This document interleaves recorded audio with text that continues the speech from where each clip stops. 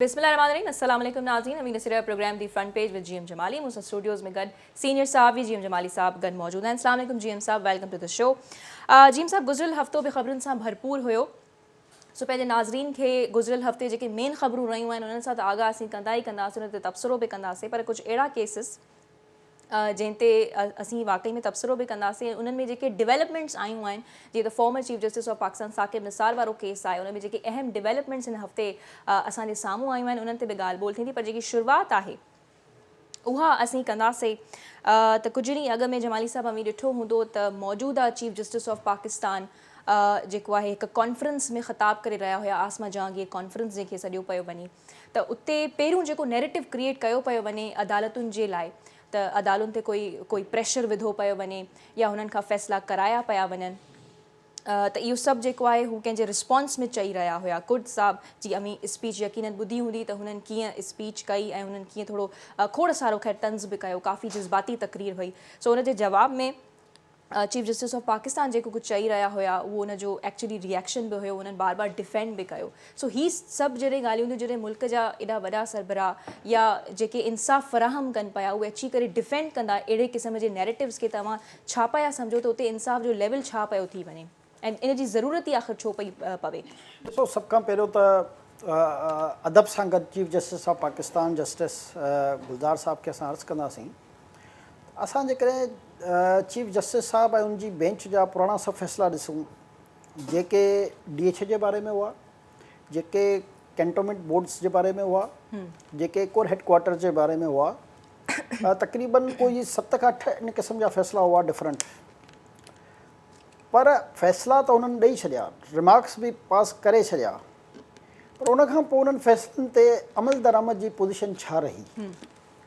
ऐं chief justice of Pakistan जे करे इहो चए थो त उन्हनि ते दबाव न आहे ऐं उन इहो बि चयो त मां हलफ़ खणी चवां थो, त असांखे उन्हनि जे हलफ़ ते को शक कान्हे, छो जो मुल्क जी आला अदलिया जो चीफ जस्टिस आहे ऐं असां उनजी ॻाल्हि खे मञूं था। पर असां रुॻो अर्ज़ु इहो करणु था चाहियूं त जेकॾहिं ॿिया फ़ैसिला उन्हनि ॾिना जेके उन्हनि ताक़तवर धुरियुनि सां हुआ, जिन में हुननि इहो फरमायो त क्लब्स में जेके मार्कियूं हूंदियूं आहिनि शादी जूं उहे कान लॻंदियूं, राशिद मिनास रोड ते जेके न्यू प्लेक्स सिनेमा आहे उहा न रहंदी, PF जी कॉलोनी में जेको शॉपिंग सेंटर आहे उहो कान रहंदो, ऐं जेके साइन बोर्ड्स कैंटोनमेंट ऐं DHA ऐं ॿियनि वफ़ाक़ी इदारनि जे अंडर कमांड लॻल आहिनि रोडनि रस्तनि ते उहे न हुजणु घुरिजनि, जेके रोड रस्तनि ते पेट्रोल पंप्स ठहियल आहिनि उहे न हुजणु घुरिजनि, PF म्यूज़ियम में जेके मार्कियूं आहिनि उहे न हुजणु घुरिजनि। पर छा 2 साल गुज़रण खां पोइ बि उन्हनि मां उन जेके हिकिड़े बि फ़ैसिले ते अमल दरामद थियो?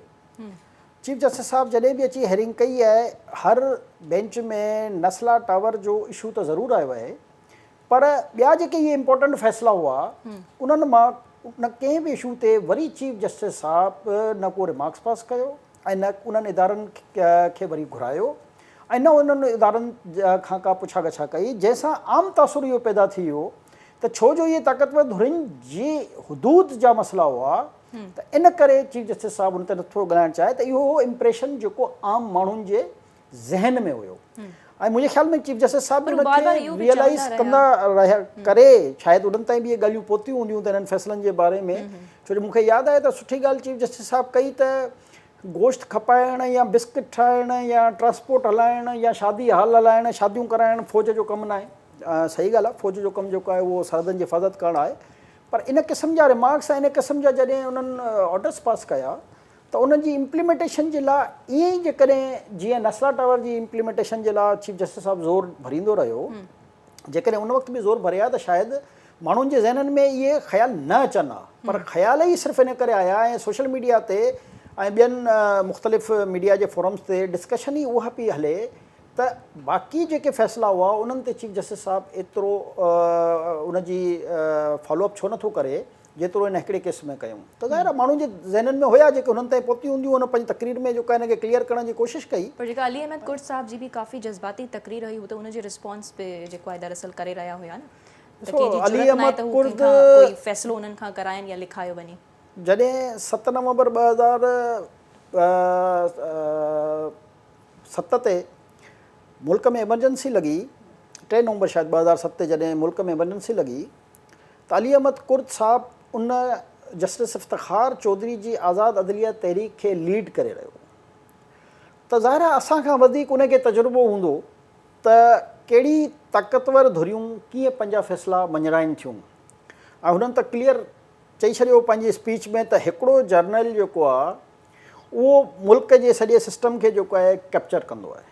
अली अहमद कुर्द साहब जी तक़रीर जज़्बाती पंहिंजी जाइ ते पर जेके अली अहमद कुर्द साहब जा तजुर्बा हूंदा लाइफ जा ऐं उन आज़ादी तहरीक में जेको उनजो रोल हुयो उनखे ॾिसी असां अली अहमद कुर्द साहब जी कंहिं तक़रीर खे इग्नोर नथा करे सघूं ऐं असां बि इहो चवंदा आहियूं त मुल्क में ताक़त जो सरचश्मो बैलेट खे हुजणु घुरिजे, बुलेट खे न हुजणु घुरिजे। त हिते बदकिस्मती सां असांजे मुल्क में बैलेट खे उहा इज़त नथी ॾिनी वञे जंहिंजो शोर मचाईंदी रहंदी आहे मरियम नवाज़ साहिबा बि त वोट को इज़त दो जो जेको हुन नारो हयो हुयो बेसिकली उन जो ई सीक्वेंस हुयो जंहिंमें हुन इहो ॻाल्हि कई हुई त वोट खे इज़त नथी मिले ऐं जेके ताक़तवर धुरियूं चाहिनि उहे करे अच्छा मरियम नवाज़ हिन नारे खे वफ़ाक़ी हुकूमत तव्हांखे नथो लॻे त घणो ई सीरियस वठी छॾियो आहे छो त हू हाणे ईवीएम बि आणनि पिया त छा ईवीएम जे ज़रिए हू वोट खे अञा वधीक इज़त ॾियण पिया वञनि या टेक्नोलॉजी जो इस्तेमालु पिया आवाम खे ॾेखारनि त टेक्नोलॉजी जे ज़रिए छा छा नथो थी सघे?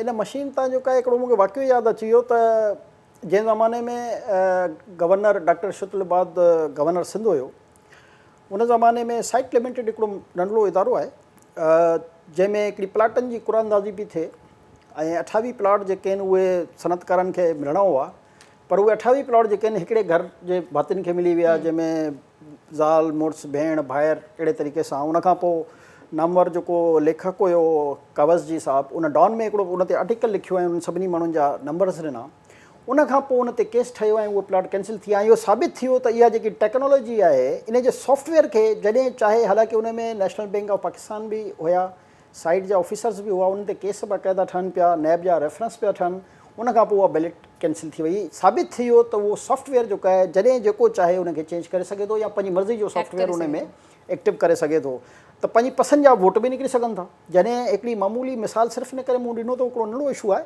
पर इहो तजुर्बा असांखे रहिया आहिनि बैलेटिंग जा ऐं कंप्यूटर सॉफ्टवेयर जे ज़रिए कीअं मैनिपुलेशन थींदी आहे ऐं ॾिसो दुनिया में सवाइ 2-3 मुल्कनि जे दुनिया में इन खे कॉन्सेप्ट खे एतिरी अहमियत ॾिनी कान पई वञे। कुझु कंट्रीज़ में ज़रूरु ईअं आहे जीअं अमेरिका में आहे या असांजे पड़ोसी मुल्क भारत में जेको आहे हले थी पर उते बि इहे सवाल त उथारिया था वञनि न ऐं जर्मनी जंहिंजी ही टेक्नोलॉजी ॻाल्हि था कनि जर्मनी पाण उन सॉफ्टवेयर ऐं इन सिस्टम खे जेको आहे चई छॾियो आहे त इहो क़ाबिल एतबार सिस्टम न आहे। सो कंप्यूटर जो कहिड़ो बि हुजे तव्हांजो मोबाइल फ़ोन हुजे या कंप्यूटर हुजे या लैपटॉप हुजे तव्हां सभिनी खे ख़बर आहे त उनखे हैक करणु सभ खां सवलो कमु आहे ऐं हैकर्स जेके आहिनि उहे मुल्कनि जूं टेक्नोलॉजी हैक कंदा आहिनि त हीअ त सिर्फ़ु इलेक्शन आहे त यानी ॾिसो सेंसिटिविटी जी इहा हद हूंदी आहे जो हींअर रिसेंटली तव्हांखे यादि हूंदो त स्टेट बैंक ऑफ पाकिस्तान चयो त असांजी ऐं FBI जी साइडुनि ते हैकर्स अटैक कया ऐं उन्हनि खे जेको आहे हैक करे छॾियो आहे त हीअ सॉफ्टवेयर खे सम्झो पिया त ईवीएम पर हिन ते त ख़ैर इलेक्शन कमीशन ऑफ पाकिस्तान बि कुझु एतिराज़ जेके ज़ाहिर करे छॾिया आहिनि त थी थो सघे थिए ऐं थी थो सघे न थिए ईवीएम जे ज़रिए पॉसिबिलिटी कान्हे। मां इलेक्शन कमीशन ऑफ पाकिस्तान जी ॻाल्हि खां इतफ़ाक़ रखां थो त हिकु त पाकिस्तान जी जेकी ज़मीनी हक़ीक़तुनि ते जेकॾहिं असां वञूं त पाकिस्तान जे 60 to 70% एरिया में नेट जी सहूलियत दस्तियाब कान्हे यानी ख़ासि तौर ते जेकर असां बलूचिस्तान ऐं ख़ैबर पख्तूनख्वा जे इलाइक़नि जी ॻाल्हियूं कयूं त उते नेट जी सहूलियत कान्हे।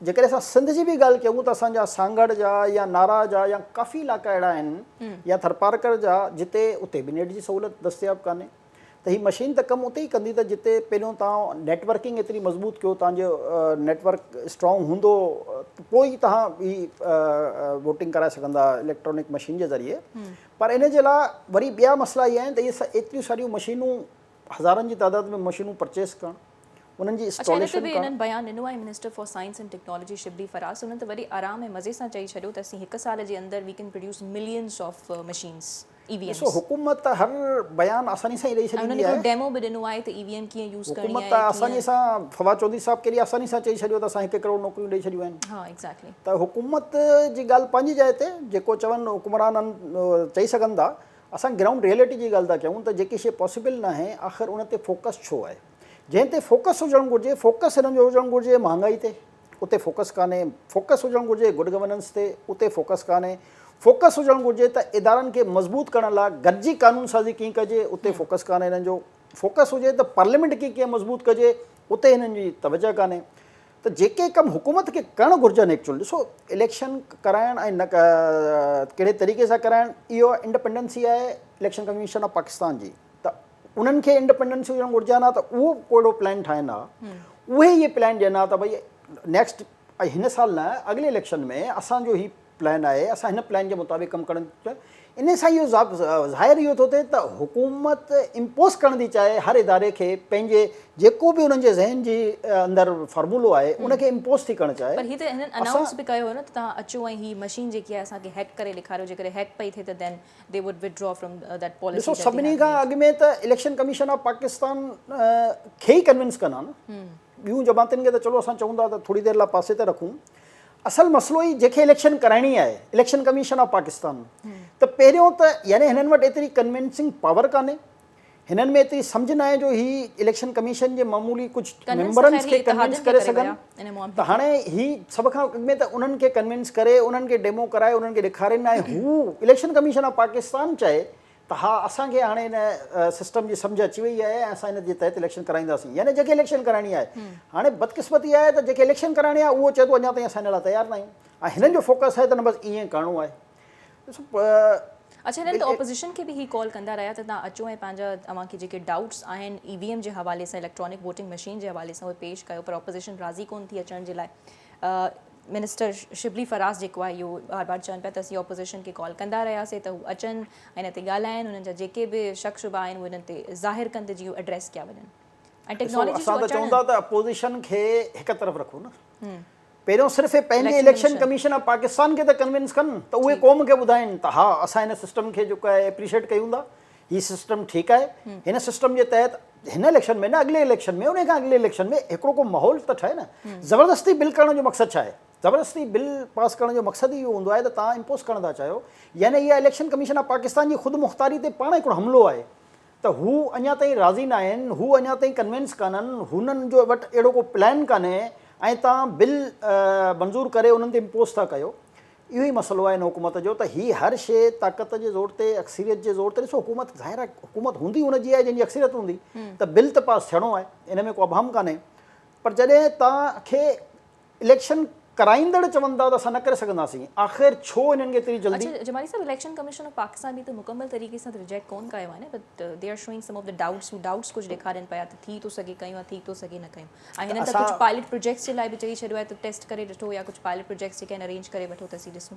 हाणे बदकिस्मती त इहा ई आहे त अञा ताईं पायलट टेस्ट कान थिया आहिनि ऐं तव्हां जेको आहे बिल मंज़ूरु करे छॾियो। हा, हाणे असां बि इहे था चऊं त पहिरियों जेके इलेक्शन कराइणी आहे, जंहिंखे इलेक्शन कराइणी आहे, जेकॾहिं उहो ख़ुदि मुख़्तार इदारो आहे, इन ई करे इलेक्शन कमीशन ऑफ पाकिस्तान ते बि माज़ी में आङुरियूं खॼंदियूं रहियूं आहिनि त हू गैर जानवी इदारे सां इलेक्शन न कराईंदा आहिनि, छो जो हुकूमतूं उन्हनि ते या ताक़तवर धुरियूं उन्हनि ते पंहिंजो असर सुख इस्तेमालु कंदियूं आहिनि। त असां बि त इहे त चऊं त ख़ुदि मुख़्तारी, जॾहिं असां ख़ुदि मुख़्तारी जी ॻाल्हि कंदा आहियूं त असां सभिनी जी ख़ुदि मुख़्तारी जी ॻाल्हि कंदा आहियूं, चाहे उहा पार्लियामेंट हुजे, चाहे उहा सेनेट हुजे, चाहे उहो फ़ौज जो इदारो हुजे, या पंहिंजे इलेक्शन कमीशन ऑफ पाकिस्तान हुजे, या सूबाई हुकूमतूं हुजनि। ॾिसो जॾहिं मुल्क में 17वीं तरमीम खां पोइ ख़ुदि मुख़्तारी सूबनि खे ॾिनी वई आहे, अहिड़े तरीक़े सां इलेक्शन कमीशन ऑफ पाकिस्तान त शुरू खां हिकिड़ो इंडिपेंडेंट इदारो रहियो आहे, पर उन्हनि खे इंडिपेंडेंसी ॾिनी न वेंदी आहे। बज़ाहिर हूंदा आहिनि पर उन्हनि खे आज़ादी सां कॾहिं बि कमु करणु न ॾिनो वेंदो आहे। चाहे उहो 1977 जी इलेक्शन खां वठी तव्हां पूरो पाकिस्तान जो ट्रैक रिकॉर्ड ॾिसो त अॼु ताईं काई अहिड़ी इलेक्शन हिन मुल्क में न थी सघी आहे जंहिंखे तमामु मकातब फ़िक्र जा माण्हू चवनि त हा हिन इलेक्शन ते असां इतफ़ाक़ कयूं था ऐं हीअ आज़ादाना, मुनसिफ़ाना ऐं गैर जानिबदाराना इलेक्शन आहे। असांजे मुल्क जी बदकिस्मती आहे त काई बि अहिड़ी इलेक्शन न आहे। ऐं हर इलेक्शन जे कुझु सालनि खे में ॾिसो तव्हां को आमिर ईंदो आहे पंहिंजे डंडे जे ज़ोर ते, ताक़त जे ज़ोर ते, पंहिंजे बंदूक जे ज़ोर ते, वरी हुकूमत ते कब्ज़ो कंदो आहे। उन्हनि जी हुकूमत वरी 10-10, 11-11 साल, 8-8 साल जी मुदो पंहिंजो पूरो कंदी आहे। त इहा ई बदकिस्मती आहे जंहिंजे करे अॼु असां पाकिस्तान में हिन लेवल ते पहुता आहियूं। 1960 में जेको पाकिस्तान दुनिया जे कई मुल्कनि खां, यानी चीन, टर्की ऐं इन UAE त हींअर जी पैदावार आहे, इन जे कई वॾनि मुल्कनि खां असांजी मईशत जेको आहे टॉप ते हुई, असांजा इदारा मज़बूत आहे, सनत जो जेको असांजो तरीक़ेकार हो उहो दुनिया जे कई मुल्कनि खां बहितर हो, असांजी करंसी बहितर हुई, असांजे मुल्क में गुड गवर्नेंस हूंदी हुई, पर वक़्त जे हिसाब सां जॾहिं आमरन टेकवर हुकूमतुनि खे करणु शुरू कयो ऐं पंहिंजी मर्ज़ी जा फ़ैसिला खणणु शुरू कया, जमहूरियत जे अलम बरदारनि खे हुननि कॾहिं अॻिते अचण ई कान ॾिनो। यानी जेके लीडर पैदा बि थिया त उहे उन्हनि जी नर्सरी मां निकिता। त हाणे जॾहिं इन क़िस्म जी सिचुएशन हूंदी आहे त पोइ मुल्क कीअं तरक़ी कंदा? ठीकु। अच्छा, तव्हांजी कॉन्वर्सेशन में बि ख़ैर इदारनि जे हवाले सां जेकर असीं वधीक ॻाल्हि कयूं त इदारनि ते खोड़ सारा सवाल उथारिया पिया वञनि, जंहिंमें अदलिया बि शामिलु आहे ऐं ॿिया बि खोड़ सारा इदारा। जॾहिं अहिड़नि मज़बूत इदारनि ते जेके इंसाफ़ फ़राहम कनि पिया, या जीअं ही पॉलिसी आई आहे EVM वारी जेको लॉ पास थियो आहे, हे जेके नैरेटिव्स ठहनि पिया, त अवाम में छा ओपिनियन क्रिएट थींदो? हू कहिड़े नैरेटिव जे तरफ़ वञनि पिया? छा अवाम बि अवेयर आहे जेको कुझु थी रहियो आहे, या रियलिटी अञा ॿी आहे जेका साम्हूं कोन आई आहे?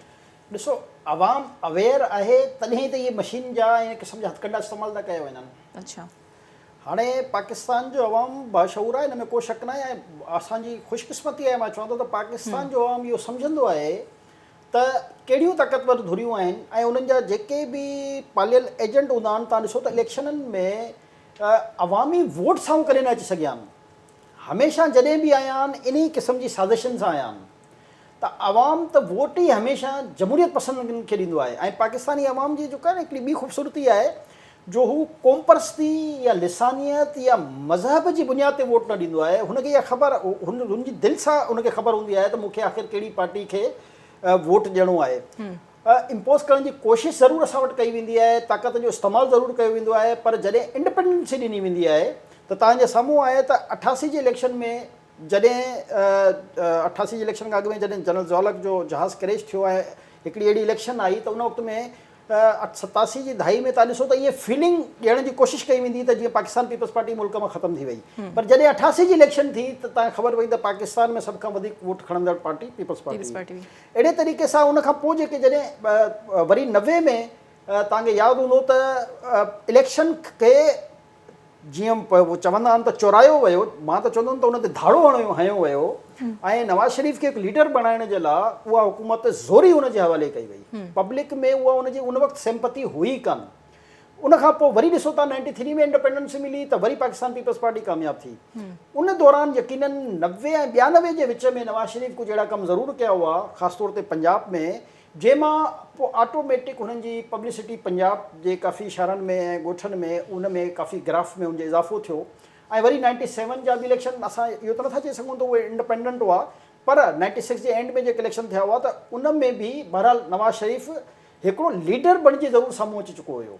असां इहो नथा चई सघूं त हू सफ़ा वरी उन नर्सरी मां भले हुन खणी निकितो हुयो, पर आहिस्ता आहिस्ता हुन पंहिंजी वर्किंग जे ज़रिए, अवाम में राब्तनि जे ज़रिए हू पंहिंजो हिकिड़ो इमेज ठाहे चुको हुयो। ऐं यकीनन पोइ उन इमेज जी बुनियाद ते उनखे कुझु % ज़रूरु वोट मिलिया ऐं कुझु % ज़रूरु उन में बि धाड़ो लॻो हूंदो। पर हिन वक़्तु ॿ लीडर, यानी पाकिस्तान पीपल्स पार्टी ऐं मुस्लिम लीग नवाज़, जेकर असां ॿिनि जमातुनि जी ॻाल्हि कयूं त बहरहाल पब्लिक में किथे न किथे इन्हनि जो हिकिड़ो इमेज ज़रूरु आहे। पोइ कंहिं सूबे में कंहिंजो वधीक त कंहिं सूबे में कंहिंजो घटि। PTI जो इमेज हिन इलेक्शन खां अॻु में तमामु हाई हुयो, ख़ासि तौर ते जेके असांजा शहरी इलाइक़ा जेके असां मुल्क भर जा जेके आहिनि उन्हनि खे चऊं। पर गुज़िरियल 3 सालनि 3.5 सालनि में जेकी हिननि जी कारकर्दगी आहे उनजी बुनियाद ते उनजो जेको उहो पब्लिक ग्राफ हुयो, छो जो 20 सालनि खां इमरान ख़ान सियासत करे पियो पर उनखे इक़्तिदार न पियो मिले, त हिकिड़े दफ़े में ज़ाहिर आहे उनजो इमेज एतिरो हाई थी वियो त भई ॿिनि जमातनि खे ॿ दफ़ा 3 दफ़ा आज़मायो आहे त चलो हिकिड़ी नई जमात खे बि आज़माइजे। त उहो बि असां नथा चऊं त इहा का इलेक्शन इंडिपेंडेंट थी हुई, छो जो उन इलेक्शन में असां पाण मौजूदु हुआसीं, उनजो हिसो हुआसीं, काफ़ी जॻहनि ते असां कवरेज कई ऐं काफ़ी मामलनि जी त ज़ाती तौर ते ॼाण हूंदी आहे त बॉक्स जेके आहिनि उहे कीअं तब्दील थींदा आहिनि। पर उनजे बावजूदि बि असां गिरेस जे तौर ते जेकॾहिं चऊं त इमरान ख़ान खे पब्लिक जो बहरहाल हिकिड़ो वॾो तबिको हिमायत करे रहियो हुओ, उनखे हुकूमत मिली वई। पर हीअ 3.5 साल में हाणे जेको उहो तबिको जेको हिमायत करे रहियो हुयो, जेकॾहिं हाणे तव्हां आवाम में वञो, जंहिंमें असां आवाम में रोज़ु वेहंदा आहियूं, त हाणे उहो तबिको सभ खां वधीक इन जो मुख़ालिफ़ आहे। त इन मां असांखे इहो अंदाज़ो थो लॻे त इहो ई शऊर आहे पाकिस्तानी अवाम में त असां खां ग़लती थी वई, असां जेको आहे उन वक़्तु इहो वोट ॾेई छॾियोसीं। पर हाणे जेकॾहिं इंडिपेंडेंसी वरी ॾिनी वई आवाम खे, ही मशीननि जा जेके बि तरीक़ा ऐं मूंखे त यकीन आहे त हिन मशीन जी बुनियाद ते अॻिलो इलेक्शन न थींदो, पर वरी बि जेकॾहिं इन क़िस्म जा हथकंडा इस्तेमालु न कया विया त फ़ैसिलो सही या ग़लति, असां इहो था चऊं त आवाम खे करण जो हक़ु ॾियो। आवाम पाण फ़ैसिलो करे पंहिंजे लीडर खे मुंतख़िब करे ऐं उहो लीडर जेको उन सां वाइदा करे पोइ जेकॾहिं पूरा करे त उनखे अॻिले टर्म में बि यकीनन वोट मिलंदो, न कंदो त आवाम पाण उनजो एहतिसाब कंदी। अच्छा, जीअं मौजूदा चीफ जस्टिस ऑफ पाकिस्तान जेका उन्हनि तक़रीर कई आसमा जहांगीर कॉन्फ्रेंस सां, त हू चवनि पिया त अवाम इहो तासुर क्रिएट पियो कयो वञे त इंसाफ़ जेको आहे न पियो मिले या हुननि ते दबाव अदालतुनि ते जेको आहे विधो पियो वञे। जंहिंजे रिस्पॉन्स में उन्हनि खोड़ सारियूं ॻाल्हियूं बि थी कयूं त मुंहिंजे फ़ैसिले में कॾहिं बि कंहिं मुदाख़लत न कई आहे ऐं न मां का डिक्टेशन ॾिठी आहे न वरिती आहे ऐं न ई कंहिंखां पाण वञी करे घुरी आहे। सो इज़ दैट सो त तासुर इहो क्रिएट पियो कयो वञे? जी ॻाल्हि खे जेको हू चए पियो, छो जो उन तक़रीर में इहो ई चयो त मां हल्फ़ खणी चवां थो, त असां हुनजी ॻाल्हि खे डिनाए नथा कयूं। असां सिर्फ़ु अर्ज़ु करणु चाहियूं था त जेके तव्हांजा फ़ैसिला सभिनी ताक़तवर धुरनि जे बारे में आहे, इहे त तव्हांजा नंढा नंढा फ़ैसिला जेके ॿियनि ग़रीबनि ते हुआ उहे त इम्प्लीमेंट कुझु थिया आहिनि, कुझु थियनि पिया ऐं कुझु थींदा रहंदा। सवाल इहो इम्प्रेशन अवाम में छो आहे? असल में इहो इम्प्रेशन अवाम त पाण त न फैलाईंदी आहे न, अवाम में ज़ाहिर इम्प्रेशन क्रिएट थींदो आहे ग्राउंड रियलिटी ॾिसी करे। अली अहमद कुर्द साहब बि जेका तक़रीर कई ॾियूं थी उन्हनि खे उन वक़्तु करणु पई खपे, छो त हिकु आसमा जहांगीर ह्यूमन राइट्स एक्टिविस्ट हुई जंहिंजी यादि में कॉन्फ्रेंस क्रिएट कई वई, त छा उते इहो चवणु ज़रूरी हुयो पाकिस्तान जी कानून साज़ी जे हवाले सां? उन ई कॉन्फ्रेंस बि इहा ॻाल्हि चवणु ज़रूरी हुई, छो जो उहा इंसाफ़ जी पाकिस्तान में अलमबरदार चबराईंदी हुई। हुन तहरीकूं हलायूं ज़ुल्म जे ख़िलाफ़, नाइंसाफ़ी जे ख़िलाफ़, अमरीत जे ख़िलाफ़। आसमा जहांगीर जी सॼी ज़िंदगी गुज़री हिन में, त हू पंहिंजी इंसानी हुकूक जे हवाले सां जेकॾहिं हिन मुल्क में मां सम्झां थो सभ खां वधीक जदोजहद करण में जेकॾहिं कंहिंजो रोल खे असां शामिलु कयूं त उनजो बि हिकु रोल आहे पाकिस्तान जी इंसानी हक़नि जे लाइ। त उहा सॼी ज़िंदगी जाखोड़ींदी रही ऐं ज़ाहिर आहे उनजी बरसी जे मौक़े ते इहो चवणु घुरिजे हा बिल्कुलु त उनखे फॉलो करण वारा केतिरा माण्हू आहिनि। ॾिसो, क़ुर्बानियूं ॾियण वारा माण्हू घटि हूंदा आहिनि। क़ुर्बानियूं कंहिं ॾिनियूं? सियासत में पहिरें ज़माने में जॾहिं जनरल ज़ियाउल टेक ओवर कयो त असां वटि हिस्ट्री हुई त रुगो भुट्टे साहिब जी फैमिली वधीक क़ुर्बानियूं ॾियूं ऐं उनजे जियालनि ऐं जेको बि थियो। उनखां पोइ उनखां अॻु में नून लीग वारनि त इन क़िस्म जी क़ुर्बानियूं कान ॾिनियूं हुयूं। पर जॾहिं जनरल परवेज़ मुशर्रफ वरी ताक़त जे ज़ोर ते ऐं बंदूक जे ज़ोर ते मुल्क ते कब्ज़ो कयो, हुकूमत खसी हिकिड़े प्राइम मिनिस्टर जी ऐं हुनखे गिरफ़्तार कयो, त उन वक़्तु हुननि जी क़ुर्बानीनि जो हिकिड़ो सिलसिलो शुरू थियो। पर हुननि जी बैड लक इहा हुई त हू वरी मुआइदो करे उन ई सदर सां मुआइदो करे हिकु मुआइदे जे तहत बैरूनी ताक़तुनि सां गॾिजी करे मुआइदो करे वरी अज़ ख़ुदि जेके जलावतन चइजे लिखी ॾेई हलियो 7 साल, जेके 10 साल जी इतला अचे पई, जंहिंखे वरी हुन पाण क्लियर कयो त हीउ 7 सालनि जो जेको आहे असांजो मुआइदो हुयो। त लीडर मुआइदो करे भॼंदो न आहे, हुनजी पब्लिक में उहा हमदर्दी पैदा ई नथी थी सघे जेको लीडर मुआइदो करे ऐं मुल्क मां अज़ ख़ुदि जलावतन थिए। त भुट्टे साहिब जी या बेनज़ीर साहिबा ते मूंखे यादि आहे 93 खां 96 जे दरमियान बेनज़ीर साहिबा ते बि इहो वॾो दबाव हुयो त मुआइदो करे ऐं असरदारी जेल में हुयो ऐं तूं हली वञ। वरी अहिड़े तरीक़े सां जनरल परवेज़ मुशर्रफ जे दौर में बि बेनज़ीर साहिबा ते बि ऐं ज़रदारी साहिब ते बि वॾो दबाव हुयो त असां सां मुआइदो कयो ऐं तव्हां बि ॿाहिरि हलिया वञो त जीअं अमरनि खे हिन मुल्क में फुल फ्लेज हुकूमत करण जो हक़ु हासिलु थी वञे। पर ॾिसो, लीडर इहो हूंदो आहे त हुननि क़ुर्बानियूं ॾिनियूं, जेलनि में विया, हुनजा भाइर शहीद थी विया, उनजो पीउ शहीद थी वियो, उनजी माउ बीमार थी इन दुनिया में हली वई, पर हुन कंहिं क़िस्म जो मुआइदो न कयो मुल्क खे जलावतनी जो। ऐं मूंखे यादि आहे जॾहिं बेनज़ीर साहिब अची रही हुई पाकिस्तान मुशर्रफ जे दौर में, त सॼी दुनिया जी एजेंसियुनि बशमूल चाइना, इंडिया, अमरीका, UK, MI6, CIA सभिनी मना कयोसि त पाकिस्तान में तुंहिंजी जान खे ख़तरो आहे, न अच। पर हाणे इहा हुई लीडर जंहिंखे असां लीडर चवंदा आहियूं, त हुन पंहिंजी जान जी परवाह न कई ऐं जंहिं ॾींहं ते पहुती, तव्हांखे यादि हूंदो 18 अक्टूबर ते वरी एतिरो वॾो धमाको थियो जंहिंमें 270 खां वधीक उन्हनि जा जियाला शहीद थिया। पर उनजे बावजूदि बि उहा ख़ौफ़ज़दा कान थी। ऐं मूंखे त यादि आहे उन कवरेज में असां हुआसीं जॾहिं करसास ते इहो वाक़ियो पेश आयो, उन ई राति जो वरी बेनज़ीर भुट्टो साहिबा अस्पतालुनि जा दौरा कया। यानी एतिरो ख़ौफ़नाक धमाको जंहिंमें 270 जानियूं शहीद थियूं, उनजे बावजूदि बि उन में ख़ौफ़ न आयो ऐं उन ई राति जो मुख़्तलिफ़ अस्पतालुनि जा दौरा थिया, लियारी जो दौरो थियो, जिन जा ॿार शहीद थिया, उन्हनि जी फैमिलियुनि सां उन मुलाक़ात कई। त इहा हूंदी आहे लीडर जी क्वालिटी, जंहिंजे करे अवाम उन लीडर खे सां मोहबत कंदो आहे, पसंदि कंदो आहे। बिल्कुलु नवाज़ शरीफ़ वारनि जी माज़ी जी इहा हिस्ट्री कान आई। नवाज़ शरीफ़ वारनि हाणे आहिस्ता आहिस्ता आहिस्ता उनखे सिखियो आहे त असांखे बि क़ुर्बानी ॾियणी पवंदी। ऐं हाणे पहिरियों दफ़ो ईअं थियो जो नवाज़ शरीफ़ जी जे फैमिली मेंबर, यानी औरतुनि जी ॻाल्हि कयां त पहिरियों दफ़ो उनजी धीउ जेको आहे कुझु अर्सो जेल में वई। इन खां अॻु में इन तरफ़ कॾहिं सिर्फ़ु सिंध जे लीडरनि सां त उहे उन्हनि जूं फैमिलियूं ॿार सभु जेलनि में ज़रूरु बंदि थींदा रहिया, पर पंजाब जो इहो ट्रेंड कान हुयो। पर नवाज़ शरीफ़ जे स्टैंड वठण सां इहो ट्रेंड उते बि पैदा थियो त हाणे जेकॾहिं पंजाब जा बि लीडर आहिनि त भले उहे बि जेल जी सैर कनि। ऐं इन करे आवाम में तव्हां जेकॾहिं पंजाब में अॼु बि आउं गारंटी सां चई सघां थो त पंजाब में जेकॾहिं सभ खां वधीक पॉलिटिक्स में कंहिंजो गिराफ़ आहे त उहो नवाज़ शरीफ़ ऐं मरियम नवाज़ जो आहे। सिर्फ़ु इन करे त हाणे उतां जा माण्हू रियलाइज़ था कनि त हिननि कुर्बानियूं ॾिनियूं, हिननि जेलनि में विया, केस हिननि ते ठहिया, पोइ कूड़ा आहिनि सचा आहिनि साबित करणु जेके इदारा तहक़ीक़ात करे रहिया आहिनि उन्हनि जो कमु आहे।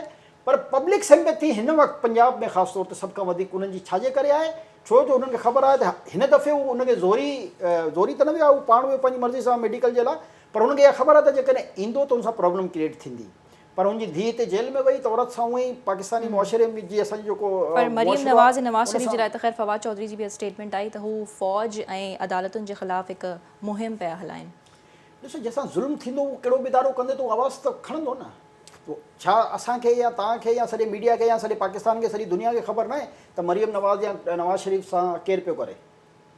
छा अदालतुनि जा फ़ैसिला उहो एहतसाब जज जेको बयानु ॾेई उहो अलाह खे प्यारो थी वियो, छा उहो उनजी वीडियो मंज़रिआम ते न आई? छा हाई कोर्ट जे जज सिद्दीकी साहब न चयो त उन ते कंहिंजो प्रेशर हो? छा हिकिड़े जीअं हींअर गिलगित वारो चीफ जस्टिस चई वरी गाइब थी वियो, तव्हांखे यादि हूंदो मूं चयो त 2-4 ॾींहंनि ताईं रहंदो, हुन खां पोइ मामिलो गाइब थी वेंदो। त छा इन्हनि जजनि जेको आहे एतिराफ़ी जुर्म न कयो? ॾिसो मौलवी मुश्ताक जेकॾहिं भुटे साहब जे क़त्ल जो एतिराफ़े जुर्म कयो, अहिड़े तरीक़े सां जस्टिस कयूम जेको आहे उहो एतिराफ़े जुर्म कयो त अदलिया असरअंदाज़ थींदी रही आहे। ऐं कुर्द साहब बि पंहिंजी तक़रीर में त इहो ई चयो, ऐं मूंखे त सुठो ई लॻी जस्टिस अतर मिनुल्ला जेको चीफ जस्टिस आहे इस्लामाबाद हाई कोर्ट जो, त हुन चयो त असांजी माज़ी जी हिस्ट्री इहा रही आहे ऐं असांखे माज़ी खे असां विसारे ई नथा सघूं, माज़ी मां सबक़ु सिखणु घुरिजे। त माज़ी त असांखे इहो ई थी ॿुधाए त अदलिया असरअंदाज़ थींदी रही आहे, इन में को शक जी गुंजाइश त कान्हे, छो जो जजनि पाण जे तरफ़ कयो आहे। त असां बि इहो था चऊं त आख़िर अहिड़ा वाक़िया छो था पेश कराया वञनि जंहिंजे वरी 2 साल 5 साल 10 सालनि खां पोइ उन्हनि जा एतिराफ़े जुर्म थियनि, त माण्हुनि में इमेज त ऑटोमेटिक ख़राबु थींदो त माज़ी में अदालतुनि मां ही फ़ैसिला वरिता विया हुआ जेके जजनि पाण एक्सेप्ट कया, त हाणे बि थी सघे थो ईअं हुजे।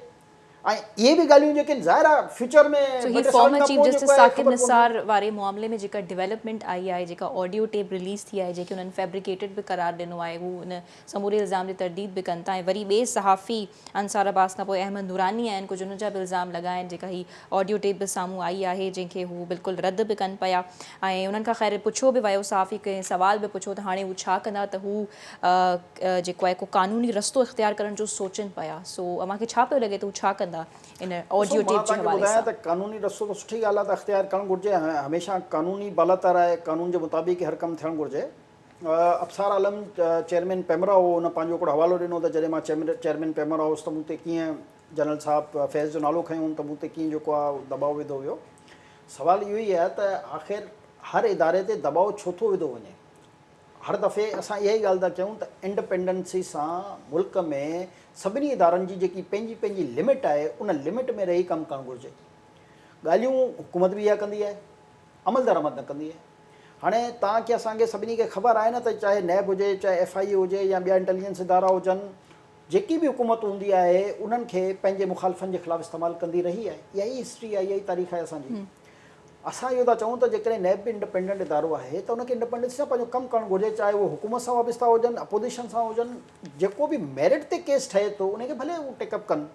अहिड़े तरीक़े सां जेके ॿिया इदारा आहिनि उन्हनि खे बि इंडिपेंडेंटली पंहिंजो कमु करणु ॾिनो वञे। जेसि ताईं तमामु इदारनि खे इंडिपेंडेंसी सां कमु करणु न ॾिनो वेंदो, पाकिस्तान ॾींहों ॿ ॾींहुं हेठि वेंदो रहंदो, जेकी असां जंहिं कंडीशन में अॼु असां आहियूं।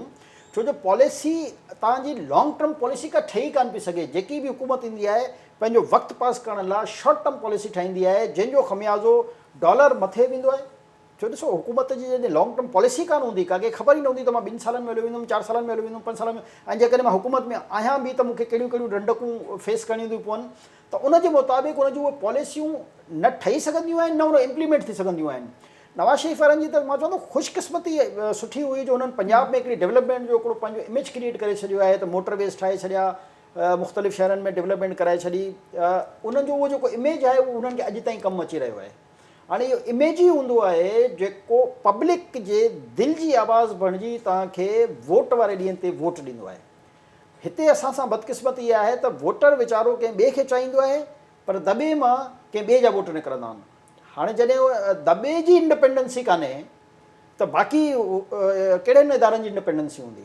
त इन करे जस्टिस साहब पंहिंजी जाइ ते, कुर्द साहब भी पंहिंजी जाइ ते जेके ॻाल्हियूं कनि था। जेकर असीं former chief justice of Pakistan Saqib Nisar जी ॻाल्हि कयूं त हुननि ते त ऑब्वियसली इल्ज़ाम इहो ई लॻो आहे त हू नवाज़ शरीफ़ ऐं मरियम नवाज़ जे हवाले सां जेको आहे ॻाल्हि ॿोल करे रहिया हुआ त उन्हनि खे 2018 जी इलेक्शन्स खां अॻु में ॿाहिरि न निकिरणु खपे। पर इहो बि चयो पियो वञे त हू जेको नवाज़ शरीफ़ जे ख़िलाफ़ु फ़ैसिलो आयो हुयो उहो उन बेंच में बि शामिलु कोन हुया। इहा ॻाल्हि ठीकु आहे। इहा अंसार अब्बासी साहब जंहिं इहा ख़बर फाइल कई उन बि इन ॻाल्हि जो इतराफ़ कयो त मूंखां ग़लती थी वई आहे, मां उन वक़्तु तहक़ीक़ कयां त उहो जज जेको आहे उन बेंच जो हिसो आहे या न आहे, ऐं साफ़ी जो कम बि इहो ई आहे त उहो बिल्कुलु तहक़ीक़ करे, तहक़ीक़ करण खां पोइ उनखे इहा पूरी ख़बर ॾियणु घुरिजे आहे। जेकॾहिं कंहिंजो पॉइंट ऑफ व्यू आयो बि हो गिलगित बल्तिस्तान जे चीफ जस्टिस जो त हीउ पाण उनखे जो साफ़ी जो कमु आहे उनखे तहक़ीक़ करे आहे त उहो वाक़ई उहो जंहिं जज जो नालो वतायो उहो उन बेंच जो हिसो हुयो या न हो। जिते ग़लती आहे उहो तस्लीम करणु घुरिजे, सुठी ॻाल्हि आहे इहा। ऐं अंसार अब्बासी बि उन ते माज़रत कई आहे ऐं पोइ चीफ जस्टिस गिलगित बल्तिस्तान कहिड़े वजह सां हुन जज जो नालो खयूं, ज़ाहिर आहे हुन ते असां त कमेंट नथा करे सघूं। पर वरी बि असां त अदलिया जी ओवरऑल जेकी सिचुएशन आहे असां माज़ी जा हवाला था ॾिसूं ऐं माज़ी जे जजनि जा पंहिंजा एतिराफ़ था ॾिसूं। जजनि जा छा असां जनरलनि जे एतिराफ़ ॾिठासीं त असलम बेग जा एतिराफ़ था ॾिसो, उन खां पोइ जे जनरलनि जा एतिराफ़ ॾिसो त हू पाण बि एतिराफ़ कंदा रहिया आहिनि न। मां पंहिंजी किताबुनि में जनरल काकरम दुरानी ऐं हिकु ॿिए जनरल जो जॾहिं पंहिंजा किताब लिखिया त उन में हू पंहिंजी किताबनि में ई पाण इनकशाफ़ कंदा रहिया आहिनि। असां त चऊं था त तव्हां अहिड़ा कमु कयो छो था जो बाद में उहो इनकशाफ़ जी सूरत में साम्हूं अचे। सही, आख़िर तव्हांखे उन बाद में 5 साल 4 सालनि खां पोइ इनकशाफ़ जी ज़रूरत छो थी पड़े? त असां यानी माज़ी तव्हां एतिरो ग़लति कयो ऐं मां त इहो चवां थो त जेकॾहिं इनकशाफ़ कनि था ऐं पंहिंजो ॾोह पाण तस्लीम कनि था त हिन मुल्क में पोइ सज़ा ऐं जज़ा जो को कानूनी कान हो। जेकॾहिं हिकिड़ो एतिराफ़ करे छॾियूं, एतिराफ़ जुर्म करे छॾियूं पाण किताब लिखी करे त उन जुर्म जी उन्हनि खे सज़ा त ॾिनी वञे हा न। सज़ा ॾियनि हा त पोइ नेक्स्ट शायदि इहे न थी सघे। जमाली साहब प्रोग्राम में अॻिते वधूं था, असांखे वफ़ाक़ ऐं सिंध गवर्नमेंट जी जेकॾहिं असीं ॻाल्हि कयूं त आम्हूं साम्हूं त असांखे हूअं बि नज़र अचनि पिया मुख़्तलिफ़ इशूज़ जे हवाले सां। पर हीउ जेको इशू साम्हूं आयो आहे कुझु पुलिस ऑफिसर्स जी बदिली जे हवाले सां जंहिंमें DIGs बि शामिल आहिनि त वफ़ाक़ी हुकूमत पारां जेकी रोटेशन पॉलिसी आहे उन तहत सिंध मां बदिली कयल 5 DIGs जी ख़ाली पोस्ट ते 25 ॾींहं गुज़रण बावजूदि बि का मुक़ररी न थी सघी आहे। Why is that so? हाणे ॾिसो टेक्निकली जेकर असां ॻाल्हायूं त वफ़ाक़ी हुकूमत रोटेशन पॉलिसी जे तहत इहे ट्रांसफर्स कया आहिनि त जेके 10 सालनि खां जिन खे मथे मुदो थी चुको आहे ऐं उहे हिकिड़े सूबे में कमु कराए रहिया आहिनि। अच्छा, हाणे तव्हांखे आउं कानून ॿुधाए छॾियां त जेको 1973 जो असांजो पंहिंजो सिंध जी जेकॾहिं मां ॻाल्हि कयां जेको सर्विसिस रूल्स आहे उन में बि इहो ई आहे त 3 साल खां वधीक मुदो कंहिं पोस्ट ते कंहिं ऑफिसर जो न हुजणु घुरिजे। ठीकु आहे न। असां वटि त ख़ैर 6 महीना 4 महीने 3 महीने इहे ट्रांसफर थींदा रहिया आहिनि ऐं कंहिंखे न करिणो आहे त उहो 5 8 साल बि हलंदो रहंदो आहे। त जेकॾहिं कानून जी असां ॻाल्हि कयूं त इहा रोटेशन पॉलिसी ठीकु आहे त आख़िर हिकिड़े ई सूबे में जेकॾहिं वफ़ाक़ जा मुलाज़िम आहिनि त उहे छो हुजनि। हाणे इहो हिन ॿिन्ही हुकूमतुनि जो पाण में कमु हुयो त म्यूचुअल अंडरस्टैंडिंग सां जेकॾहिं हितां 10 ऑफिसरनि खे ट्रांसफर कयो थो वञे त एतिरा 10 ऑफिसर वफ़ाक़ वरी सिंध खे ॾिए हा त जीअं उन्हनि मुख़्तलिफ़ जॻहनि ते हिननि जी पोस्टिंग थी सघनि। हाणे हिते हुकूमती साज़िशूं आहिनि पाण में त जेकॾहिं असां ऑफिसर ॾींदासीं त वरी ही ॿियनि जॻहनि ते लॻंदा त वरी गवर्नेंस सुठी थी वेंदी। त हाणे वफ़ाक़ बि इहो चाहे थो त सिंध जी गवर्नमेंट जी जेका आहे गवर्नेंस सुठी न थिए। रोटेशन पॉलिसी जे असां ख़िलाफ़ न आहियूं त उहो ठीकु अमल आहे। पर जेकॾहिं तव्हां 10 ऑफिसर या 20 ऑफिसर या 25 ऑफिसर, तव्हांखे यादि हूंदो त Sindh government supreme court of Pakistan में बि हिकिड़ी रिपोर्ट जमा कराई त 150 खां मथे ऑफिसरनि वफ़ाक़ जे ऑफिसरनि जी असां वटि किलत आहे जंहिंजे करे हिकिड़े ई उहिदे ते 2-2 ऑफिसरनि खे लॻाइणो थो पए या OPS बि असांखे लॻाइणो थो पए, नंढे ग्रेड वारे खे मथे ग्रेड में लॻाइणो थो पए। त इहा ग़लती ॿिन्ही हुकूमतुनि जी आहे। सिंध गवर्नमेंट इन में घटि जवाबदेह आहे मुंहिंजे हिसाब सां, छो जो ऑफिसर्स प्रोवाइड करणु वफ़ाक़ी हुकूमत जी ज़िमेदारी आहे। त हू न सिर्फ़ु सिंध में, मां त चवंदो चइनी सूबनि में तव्हां ऑफिसर्स जो उनखां पोइ ज़ाहिर आहे उन सूबे जी पोइ वरी गुड गवर्नेंस ते सवाल उथारे सघो था। पर जेकॾहिं तव्हां लगातार पहिरियों ही त हींअर पुलिस वारनि जे करे थोरो शोर शराबो मचियो आहे, मुस्तक़िल बुनियादुनि ते सेक्रेटरी लेवल जा जेके ऑफिसर्स हुआ उहे बि वफ़ाक़ी हुकूमत ओॾां वठी वई, उहे बि रोटेशन पॉलिसी में आहिनि। मां उन पॉलिसी जे ख़िलाफ़ु न आहियां, पर सवाल इहो आहे त जेकॾहिं तव्हां ऑफिसर हितां खणो था त उन जे बदिले में ऑफिसर ॿियो बि त जीअं उहो मुख़्तलिफ़ जॻहनि ते लही करे ऐं सिंध गवर्नमेंट जो बि वहिंवार सुठे तरीक़े सां हली सघे। सो इहो मसइलो हल कीअं थींदो? छा सिंध ऐं वफ़ाक़ी हुकूमत ऐं सूबाई हुकूमत खे छा हिकिड़े पेज ते विहणो पवंदो? छो त सूबाई हुकूमत जो जेको रिएक्शन आहे उहो त काफ़ी गुस्से में आहे। उन्हनि वॾे वज़ीर मुराद अली शाह जी बि जेका कॉन्फ्रेंस थी, मुराद अली त शाह उन साहब में काफ़ी उनजी बॉडी कॉन्फ्रेंस जे लैंग्वेज नतीजे डिफरेंट हुई। में एस्टेब्लिशमेंट डिवीजन वरी चीफ सेक्रेटरी सिंध खे बि हिकिड़ो ख़त लिखी छॾियो अच्छा, त तव्हांखे असां घुराईंदा रहियासीं, तव्हां जेको आहे सिंध गवर्नमेंट जो असांखे जवाबु कान ॾिनो। त उहो रिसेंटली कल शायदि या टियों establishment division Pakistan chief secretary Sindh खे हिकु ख़त लिखियो आहे जंहिंमें इहो चवंदो त रोटेशन पॉलिसी ते सभु एग्री आहे। ऐं उन मीटिंगनि में जॾहिं असां तव्हांखां सिंध जो पॉइंट ऑफ व्यू पुछंदा रहियासीं त तव्हां जेको आहे असांखे इग्नोर कंदा रहिया। ॾिसो इहो मसइलो सिंध ऐं वफ़ाक़ी हुकूमत जो त इहो हलंदो रहंदो जेसि ताईं इलेक्शन अनाउंस न थिए। छो जो वफ़ाक़ी हुकूमत जी पूरी इहा कोशिशि हूंदी त सिंध में बेड गवर्नेंस हुजे, त जीअं जेको बि गंद बला हुजे उहो इन्हनि जे मथां उछले ऐं अॻिली हुकूमत अॻिले इलेक्शन में वरी उनजो बेनिफिट हासिलु करे सघिजे। ऐं सिंध हुकूमत वटि ऑप्शन छा आहे त यकीननि पोइ उहे वरी OPS जा जेके ऑफिसर्स हूंदा उन्हनि खे अॻिले ग्रेड में लॻाए करे पंहिंजो कमु हलाईंदा। पर इहा बदकिस्मती ओवरऑल ॾिसी वञे त इहा मुल्क जे आवाम सां आहे। बिल्कुलु। त जेकॾहिं कंहिं सूबे में ऑफिसर्स जे करे गुड गवर्नेंस नथी थिए त इन जो ज़िम्मेदार त हुकुमरान चाहे वफ़ाक़ में वेठो आहे या सिंध में वेठो आहे, सभु ज़िम्मेदार आहिनि। त वफ़ाक़ी हुकूमत खे बि सोचणु घुरिजे त एॾी वॾी ब्यूरोक्रेसी जी रीशफलिंग जेकॾहिं कनि था त मुतबादिल ज़रूरु ॾियनि त जीअं उन्हनि खे बेस्ट जेके पोज़ीशन्स आहिनि उते लॻाए ऐं उन्हनि खां कमु यानी कि सरकार जो वहिंवार हलाए सघिजे। ठीकु। अच्छा, मौजूदा हुकूमत जेको TLP सां मुआहिदो कयो हुयो उनजो नतीजो असांखे गुज़िरियल हफ़्ते नज़र अची वियो ऐं उहो इन सूरत में आहे त साद रिज़वी जेके आहिनि उहे रिहा थी चुका आहिनि ऐं PTI जे हिकिड़े सेनेटर उन्हनि खे गुलदस्ता वग़ैरह बि पेश कया, बुके पेश कयो। सो इहो हिकिड़ो गुड जेस्चर हुयो। ॾिसो असां हूअ त साद रिज़वी साहिबु जंहिं कॉज़ जी ॻाल्हि थो करे उन कॉज़ में त दिली तौर ते असां बि ज़ाहिर आहे जेकॾहिं लबेक रिया रसूलुल्लाह जी ॻाल्हि कंदा त असां या तव्हां या जेको बि मुस्लमान हूंदो उन काज़ ते त उन सां गॾु आहियूं। सवालु आहे तरीक़ेकार जो त जेकॾहिं जथे जी सूरत में, ताक़त जी सूरत में, अवामी धरणे जी सूरत में कंहिं बि हुकूमत ते प्रेशर ईंदो त पोइ अॼु साद रिज़वी साहिब जे माण्हुनि कयो आहे, सुभाणे को ॿियो कंदो। जीअं उन खां पोइ कवि जमातुनि चयो त असां कॉज़ जे मामले में त बिल्कुलु उनखे असां साइड ते रखी करे जेकॾहिं ॻाल्हायूं त उसूली तौर ते और क़ानूनी तौर ते त इहो सही फ़ैसिलो न थियो आहे त हिकिड़े माण्हू ते तव्हां 40 खां वधीक ATC जा मुक़दमा दर्ज कया। ऐं असां इहो चवंदा आहियूं त FIR कटण खां अॻु में सोचे सम्झी वठनि त या त एतिरी FIR कटनि ई कान जो एतिरी अवाम में उनजो तासुरु जेको आहे ग़लति वञे। जॾहिं तव्हां एतिरियूं FIR कटियो था त तव्हां पाण हाणे अवाम फ़ैसिलो करे त पोइ हिकिड़े ई ऑर्डर सां उहे सभु विड्रॉ थियनि थियूं। ठीकु। अच्छा, प्रोग्राम में हिकु आख़िरी ख़बर बि शामिलु कंदासीं त इलेक्शन कमीशन मकानी चूंडूं कराइण जे लाइ सिंध हुकूमत खे आख़िरी मोहलत जारी करे छॾी आहे। लेकिन ॿियनि ॻाल्हियुनि ते बि त असांखे आम्हूं साम्हूं नज़र अचनि ई पिया, पर हीअ बि वन ऑफ द इशूज़ आहे। हाणे मक़ामी हुकूमतुनि जा इलेक्शन हिन वक़्तु मां सम्झां थो त सिंध में ही पाण ई डेट ॾींदा ऐं थी वेंदा। छो जो इहे मकानी जेके इलेक्शन्स आहिनि इहे हाणे इहे कमु ईंदा जेको आम इलेक्शन थींदो। छो जो हिन वक़्तु ताईं त इन करे इलेक्शन न पिया कराए वञनि त पावर जेको आहे उहो हेठी सतह ते हलियो वञे हा त जेके मथां ताक़तवर माण्हू हूंदा आहिनि इन्हनि खे थोरी प्रॉब्लम थिए हा।